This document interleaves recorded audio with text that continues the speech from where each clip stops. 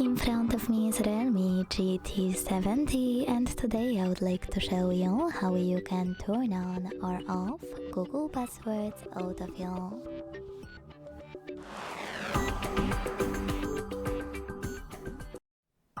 Begin by going into Devices Settings. Now scroll all the way down and click on Google over here.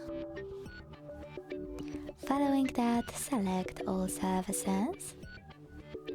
Scroll again and tap on Autofill with Google.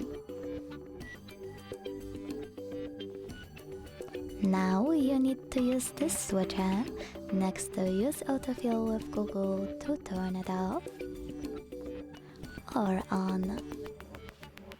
Thanks so much for watching. If you enjoyed this video, don't forget to leave a like, comment and subscribe. Bye!